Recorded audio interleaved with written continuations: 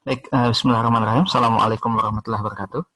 Oke, selanjutnya setelah dinamika partikel kita masuk ke momen gaya.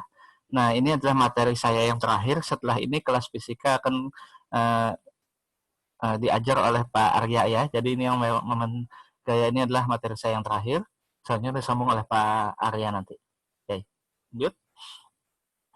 Momen gaya. Jadi momen gaya kalian sebenarnya belajar di statika, sudah kan ada kalian belajar bidang momen di situ.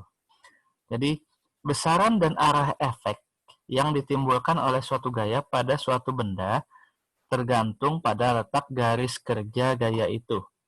Nah, contohnya di sini ada F1 dan F2 dengan ada sumbu di bintang ini.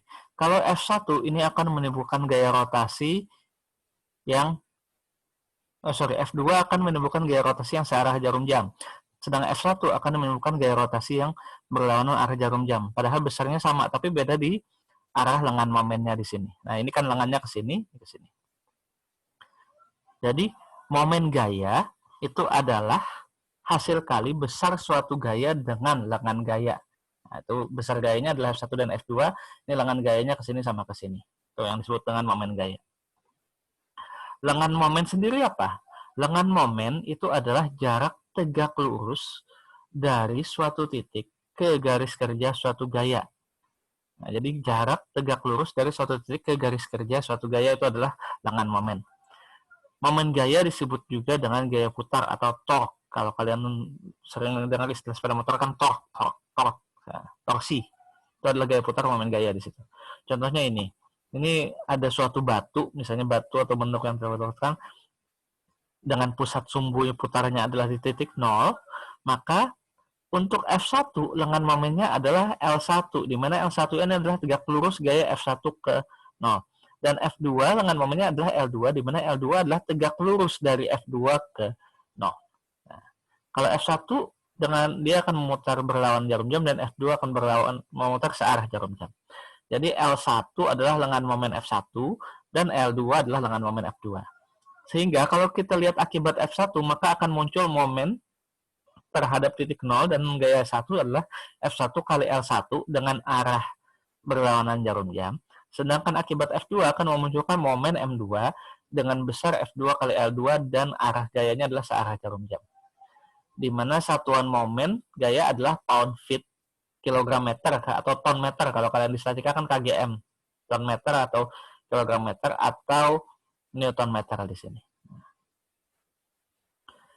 Nah, untuk momen gaya berlaku syarat kesetimbangan hukum Newton 1, yaitu sigma gaya sama dengan 0, di mana sigma Fx sama dengan 0, atau kalau di statika sigma H sama dengan 0, kemudian sigma Fy sama dengan 0, atau sigma V sama dengan 0, kalau di statika, dan sigma torque sama dengan 0, atau sigma momen sama dengan 0 terhadap sembarang sumbu. Nah, inilah prinsip yang kalian gunakan saat kalian di statika belajar menghitung reaksi perletakan.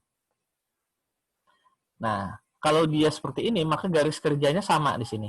Cuman gayanya arahnya berlawanan dengan F1 sama dengan F2. Yang beda adalah arahnya. Ini contoh.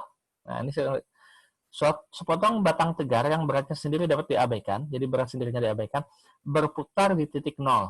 Pada ujung A batang ini tergantung beban W1. Tentukan berat W2 pada sebuah benda lagi yang harus digantungkan di ujung B agar batang dalam keadaan setimbang. Dan tentukan pula gaya oleh sumbu pada batang di 0 atau titik P. Di sini ada W1 sebesar 4 pon dan L1 adalah 3 feet dan L2 adalah 4 feet, ditanya W2. Maka di sini, seperti kalian mengerjakan statika, ada W1 4 feet, ada W2 ke sini, dan ada P ke atas. Sehingga sigma Fy sama dengan 0, P-nya ke atas min. Atau, P-nya ke atas plus ya. Jadi, P min W1 min W2 sama dengan 0. Jadi sebenarnya P sama dengan W1 tambah W2, atau dengan W1-nya 4 pon, P min W2 sama dengan 4 pon. Sigma momen sama dengan 0, maka W2 sama dengan 3 pon, diketahui di situ. P min W2 sama dengan 4, P-nya sendiri adalah 7 pon. Nah, ini contoh di situ. Kemudian cek sigma M sama dengan 0, memenuhi 0, oke. Ada lagi contoh tangga, di berapa F1 dan F2 supaya seimbang, dengan posisi tangga panjang 20 feet, beratnya 80 pon, pusat titik beratnya berada di tengah-tengah dalam keadaan seimbang, bersandar pada dinding vertikal tanpa gesekan dan bentuk sudut 53 derajat dengan garis horizontal.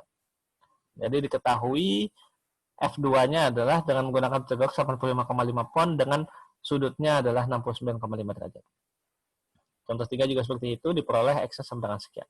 Nah, ini sekilas saja untuk momen gaya sebagai tambahan supaya melengkapi referensi statika kalian.